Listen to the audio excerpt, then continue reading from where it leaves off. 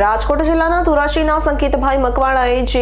જેટકો દ્વારા ઇલેક્ટ્રિક એસિસ્ટન્ટની પરીક્ષામાં તેમના પોલ ટેસ્ટમાં અન્યાય થયો હતો અને નિયમ વિરુદ્ધ પરીક્ષા લેવાયેલી હતી તેને ઉજાગર કરનારને ધાક ધમકીઓ આપવામાં આવી રહી હોય ત્યારે પોતાને પોલીસ પ્રોટેક્શન મળે તેવી માંગ સાથે પ્રાંત અધિકારીને આવેદનપત્ર પાઠવેલ હતું। જેટકો દ્વારા ઇલેક્ટ્રિક આસિસ્ટન્ટની પરીક્ષા લેવાયેલી હતી અને તેમાં પોલ ટેસ્ટમાં અન્યાય થયેલ હતો અને નિયમ વિરુદ્ધ પરીક્ષા લેવાયેલ અને જેમાં 1200 જેટલા ઉમેદવારોનું એલોટમેન્ટ નીકળી ગયેલું હતું। મેડિકલ થઈ ગયેલા અને આ પરીક્ષાનો વિરોધ કરનાર એવા સંકેતભાઈ મકવાણાએ આ જેટલો સમય આ પરીક્ષાને લઈને કાર્યક્રમ કરેલા હતા અને લાંબી લાઈનો કરેલી હતી અને આવતીકાલે આ પરીક્ષા રદ કરી હતી અને હાલ આ પરીક્ષા રદ થતા સંકેતભાઈ મકવાણાને એન કેન રીતે હેરાન પરેશાન કરવામાં આવે છે અને ધમકીઓ મળી રહી હોય અને સંકેતભાઈ મકવાણાને પોતાનું જનૂનનું જોખમ લાગ્યું હોય અને પોતે અને અન્યને આગેવાનો તથા વાલીઓ તથા તેમની સાથે સંકળાયેલા લોકો આજરોજ પ્રાંત કચેરી આવેદનપત્ર પાઠવેલ અને તાત્કાલિક પોલીસ પ્રોટેક્શન આપવામાં આવે તેવી માંગ કરાઈ હતી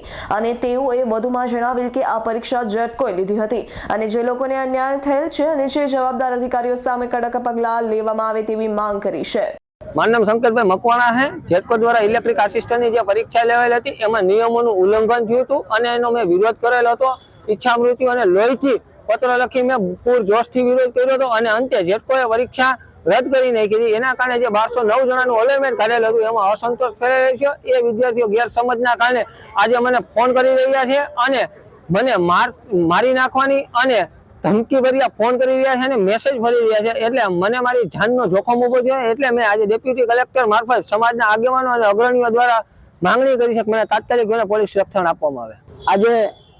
જે 1200 જેટલા યુવાનોને ભરતી પ્રક્રિયા થઈ ગઈ હતી જેટકોની અંદર જે ભરતી પ્રક્રિયા રોકવામાં આવી છે અને જે સમગ્ર પ્રકરણની અંદર જે ગેરરીતિ થઈ હતી તેને ઉજાગર કરતા યુવાન સંકેતભાઈ મકવાણા ઉપર જાનનું જોખમ ઊભું થયું છે। જે ભરતી પ્રક્રિયાની અંદર જે ગેરરીતિ થઈ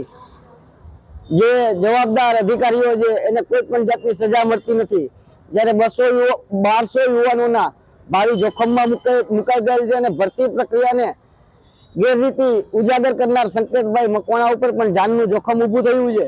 તો તાત્કાલિક ધોરણે તેને પ્રોટેક્શન મળે તેના માટે આજે ડેપ્યુટી કલેક્ટર સાહેબ મારફત દ્વારા અમે એસપી સાહેબને આવેદનપત્ર આપેલું છે। અલ્પેશ ત્રિવેદીનો રિપોર્ટ S9 ન્યૂઝ ધોરાજી। અમારી તમામ માહિતીથી અપડેટ રહેવા માટે જોડાયેલા રહો S9 ન્યૂઝ સાથે।